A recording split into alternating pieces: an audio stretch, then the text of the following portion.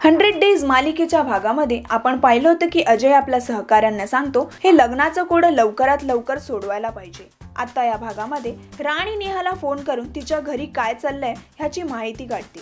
नेहा अजयला फोन करते तेव्हा तो तिला सांगतो मी एक फोटो पाठवतो, तू त्या मुलाला भेटली आहेस का हे मला सांग। अजय रणजितचा फोटो नेहाला पाठवतो। नेहा फोटो बघून लगेच अजयला फोन करून सांगते हाच तो मुलगा आहे। अजय शेलरला त्याचे सर्व डिटेल्स काढून द्यायला सांगतो। राणी वाघमारेला भेटते आणि कंपनी कधी विकली जाणार असा प्रश्न करते। तेव्हा शरदचा राणीला फोन येतो। तेव्हा राणी त्याला सांगते मी एका महत्त्वाच्या मीटिंग मध्ये आहे आणि फोन ठेवते। शरद तिला भेटायला वाघमारेच्या इथे येतो व तिला सांगतो संगीताने पोलिसांना सांगितलं आहे की तू आणि वाघमारे अजयच्या लग्नाबद्दल बोलत होता। तेव्हा राणी घाबरते।